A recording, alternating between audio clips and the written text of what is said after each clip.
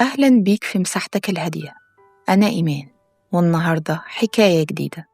تخيل معايا الموقف ده، قاعد وسط لمة عيلة أو في اجتماع شغل أو حتى مع أصحابك، وفجأة واحد يرمي كلمة تقيلة، تلقيحة متغلفة في شكل هزار أو إحراج مباشر قدام الكل ضحك إلا أنت. حسيت بكهربا في جسمك، قلبك بيدق وعقلك بيشتم، بس لسانك اتربط. ابتسمت ابتسامة صفرة وقلت عادي، حصل خير. لا، هو مش خير. انت روحت بيتك وقعدت تعيد المشهد في خيالك 100 مرة، وبتقول لنفسك كنت المفروض أقول كذا، كنت المفروض أكسفه.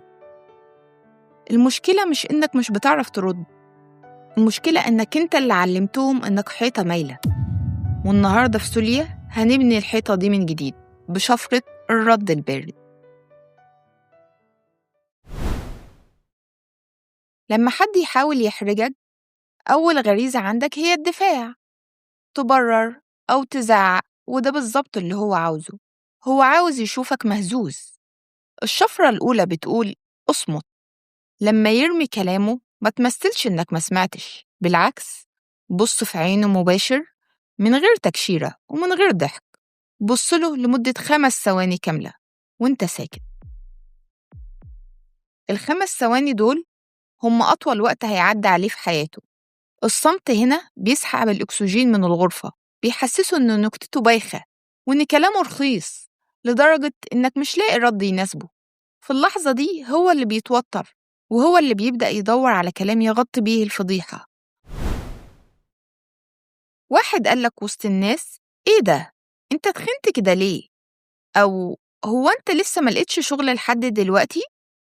بلاش تدافع وتقول أصل الغدة أو السوق وحش. بصله بهدوء واسأل سؤال واحد: أنت ليه بتقولي كده؟ أو إيه الهدف من سؤالك ده قدام الناس؟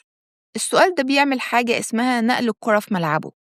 أنت مش مطالب تبرر، هو اللي مطالب يبرر قلة ذوقه. غالبا هيتلعثم ويقولك يا عم بهزر. رد عليه بابتسامة باردة جدا: هزارك غريب شوية، ما ضحكنيش للأسف. ولف وشك وكمل كلامك مع حد تاني. لو حد رمى تلقيحة صعبة، اتمسكن لحد ما تتمكن. قوله بمنتهى البراءة: معلش ما سمعتش، ممكن تعيد اللي قلته تاني؟ الإهانة زي النكتة، قوتها في مفاجأتها. لما تطلبه يعيدها انت بتجبره يحلل قلة ذوقه. غالبا لما بيعيدها وقعها بيبقى بايخ وسخيف وقوته بتهرب منه. ولو عادها تاني قوله ببرود: تمام، افتكرت عندك حاجة مفيدة تقولها. في ناس بتستمد قوتها من إنها تستفزك علشان تخرج عن شعورك وتطلع أنت الغلطان. دول علاجهم في كلمة واحدة. بعد ما يخلص وصلة الإحراج بتاعته بصله وقوله وبعدين، أو خلصت تمام. الكلمة الواحدة دي بتبعت رسالة لعقله الباطن بتقوله كلامك ملوش أي تأثير عليا، أنت أصغر من إني أضيع جملة كاملة عشان أرد عليه. لو حد انتقدك بشكل لئيم بلاش تهاجمه، وافقه بس بزيادة. يقولك لبسك غريب النهاردة، قوله بابتسامة: فعلا أنا دايما بحب أكون مميز ومختلف عن العادي، شكرا إنك لاحظت ذوقي الرفيع.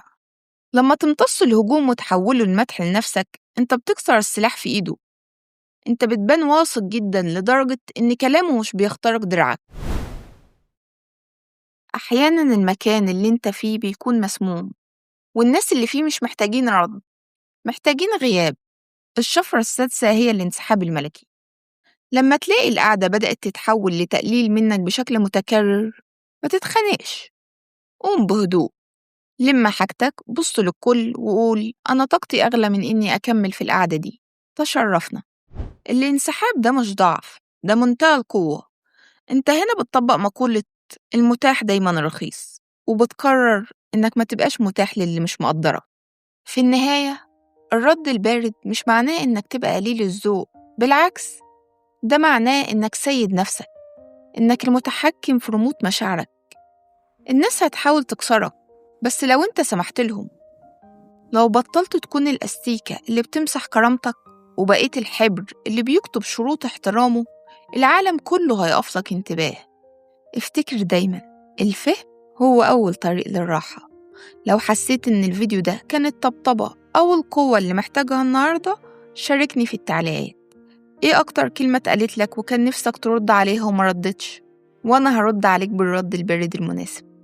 كنت معاكم إيمان، أشوفكم في حكاية جديدة.